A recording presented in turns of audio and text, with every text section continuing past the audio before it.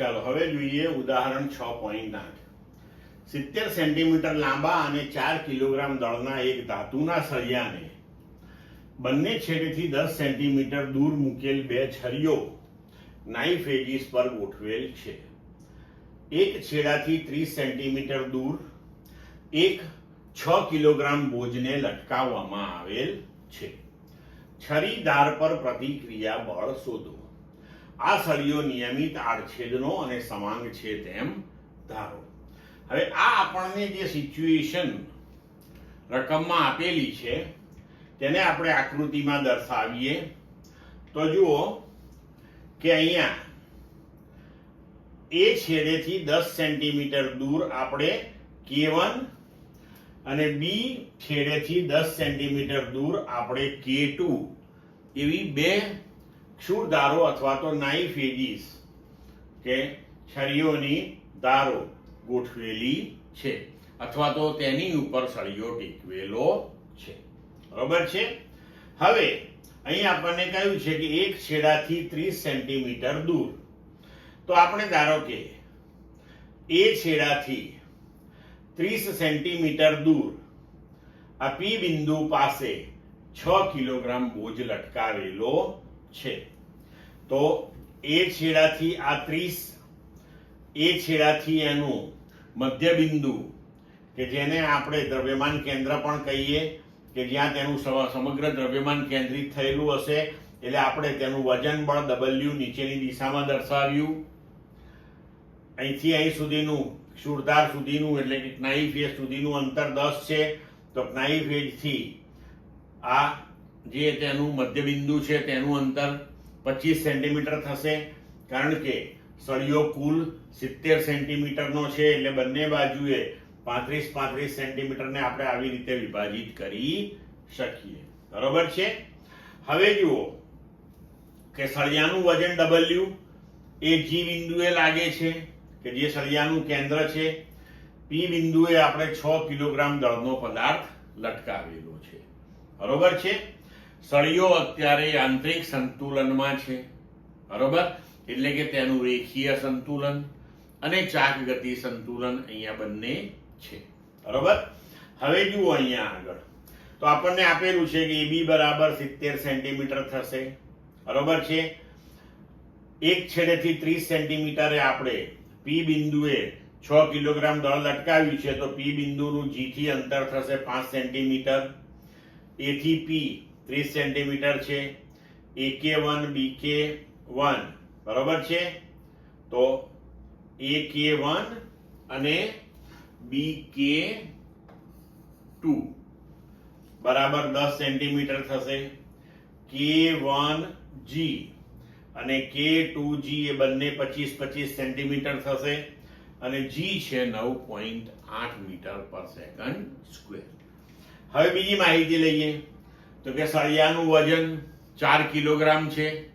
બરોબર, એટલે તેનું વજન બળ કેટલું થશે તો કે W બરાબર 4 ઇન્ટુ G ન્યૂટન. G નું મૂલ્ય મૂકી દઈએ તો 39.2 ન્યૂટન થશે. હવે P બિંદુએ આપણે 6 કિલોગ્રામ લોડ લટકાવેલો છે, 6 કિલોગ્રામ દળ લટકાવ્યું છે. તો એનું વજન બળ W1 બરાબર 6 ઇન્ટુ G ન્યૂટન થશે. તો 6 ઇન્ટુ 9.8 બરાબર 58.8 ન્યૂટન થશે. હવે આ બંને બળો જે છે એ અધો દિશામાં લાગશે. સળિયાને તમે K1 અને K2 પાસે ટેકવેલો છે એટલે K1 અને K2 પાસેના લંબ પ્રત્યાઘાતી બળો R1 અને R2 આપણે આકૃતિમાં દર્શાવ્યા મુજબ ઉર્ધ્વ દિશામાં મળશે આપણને. હવે આપણે સળિયાનું રેખીય સંતુલન વિચારીએ તો સળિયાના રેખીય સંતુલન માટે સળિયા પર લાગતું પરિણામી બળ કેવું થાય? શૂન્ય થાય. તો સળિયા ઉપર કુલ 4 બળો લાગે છે. R1 R2 ઉર્ધ્વ દિશામાં એટલે આપણે જો R1 પ્લસ R2, W1 અને W અધો દિશામાં છે એટલે માઇનસ લીધા એને માઇનસ W1 માઇનસ W1 અને W ના મૂલ્યો અહીંયા ગોઠવી દઈએ તો આપણને સમીકરણ નંબર 1 મળશે R1 પ્લસ R2 બરાબર 98. બરાબર 98. હવે આપણે ચાક ગતિ સંતુલન લઈએ તો ચાક ગતિ સંતુલનમાં પરિણામી ટોર્ક શૂન્ય થાય. હંમેશા તમારે યાદ રાખવાનું કે વિષમ ઘડી ટોર્ક જે છે એને આપણે ધન લઈએ છીએ અને સમ ઘડી જે છે એને આપણે ઋણ લઈએ છીએ. બરોબર છે? તો -R1 બરોબર છે, એ બળ ઉર્ધ્વ દિશામાં છે. K1 G બરોબર, G થી અનુલંબ અંતર K1G plus W1 PG plus R2 into K2G બરાબર 0. W આપણે એટલા માટે નથી લેતા કે W જે છે બળ એ મધ્ય બિંદુમાંથી એટલે કે સંદર્ભ બિંદુમાંથી પસાર થાય છે એટલે એ ટોર્ક પેદા કરી શકે નહીં. -R1 0.25 સેન્ટીમીટર ને આપણે મીટરમાં લખ્યું. W1 58.8 ન્યૂટન, PG 5 સેન્ટીમીટર એટલે 0.05 મીટર. તેવી જ રીતના R2 ઇન્ટુ K2G 25 સેન્ટીમીટર એટલે 0.25 મીટર.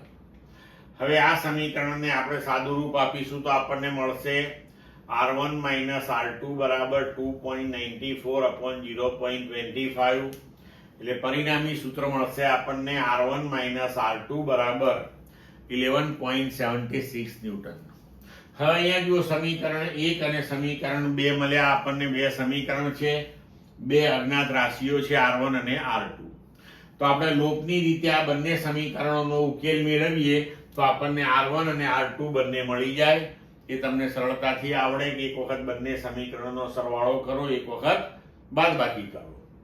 તો R1 તમને મળશે 54.88 ન્યૂટન એટલે કે લગભગ 55 ન્યૂટન જવાબ આવશે અને R2 બરાબર 43.12 ન્યૂટન એટલે કે લગભગ 43 ન્યૂટન આપણને જવાબ પ્રાપ્ત થશે. એટલે હવે આપણને R1 અને R2 મળી ગયા. એટલે પ્રશ્નમાં પૂછ્યા મુજબ આપણે જે ધારથી તેને ટેકવેલો છે તે ધાર પાસેના લંબ પ્રત્યાઘાતી બળોના મૂલ્યો આપણને પ્રાપ્ત થયા. ક્લિયર મિત્રો?